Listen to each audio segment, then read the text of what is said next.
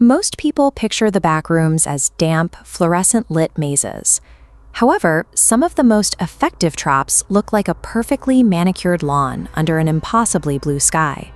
This is level data lost. Arriving here drops you into a suburban sprawl that mirrors the neighborhoods of a typical childhood.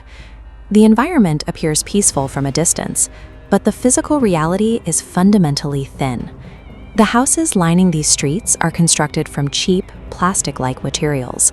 Opening a front door reveals a hollow shell of rooms and hallways, entirely devoid of furniture, appliances, or life. Outside on the pavement, concrete sidewalks lead to intersections controlled by stop signs and street markers. These signs are often blank or covered in illegible text, and they dictate a flow of traffic in a world where cars do not exist. Despite these errors in the world's logic, the space projects a calm ambiance. You hear birds singing and feel a gentle breeze.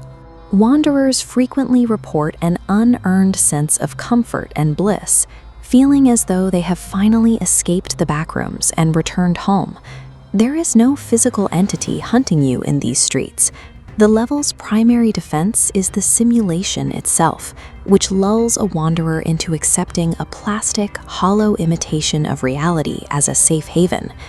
Deep within the suburban sprawl, the rows of identical houses give way to an entirely different structure, the daycare.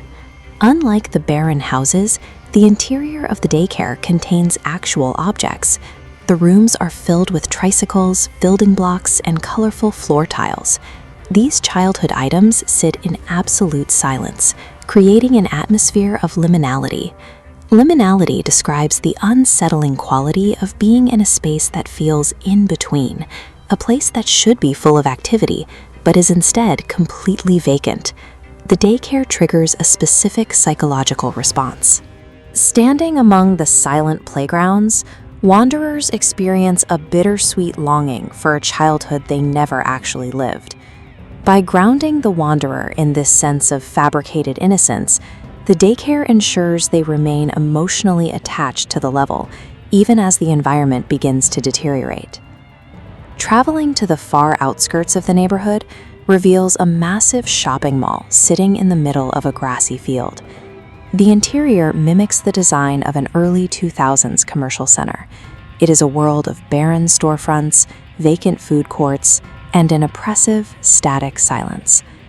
Walking through these massive empty corridors creates a feeling of total isolation.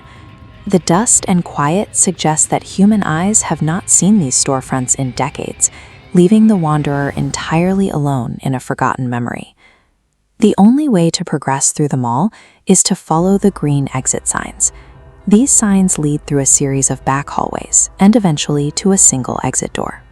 Pushing the door open brings you back to the fields, but the world now feels like a corrupted render.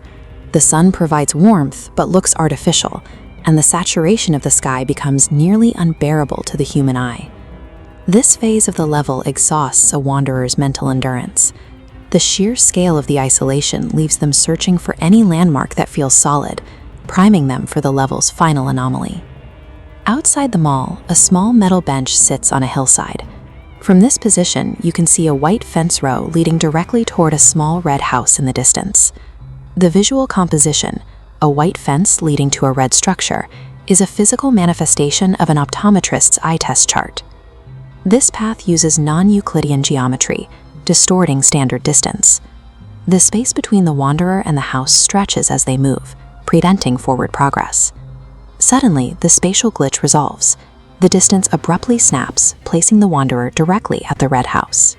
At this point, the rules of the level have collapsed. Reaching this door marks the end of the suburban illusion. Opening the door to the red house provides an immediate sensory shock. The vibrant world disappears into pitch blackness, replaced by the smell of rotting apples and iron. The red house is a confirmed one-way entrance directly into level redacted. This is a terminal location in the backrooms, where the suburban simulation is replaced by immediate and lethal environmental hazards. The safe classification of level data lost is merely a deceptive label. Walking into this nostalgic illusion leads directly to a space where survival is not an option. Level data lost proves that the Backrooms can weaponize a wanderer's own history and home to ensure they never escape. Thank you for watching. If you want more deep dives into the mechanics of the Backrooms, subscribe and turn on all notifications. I'll see you in the next one.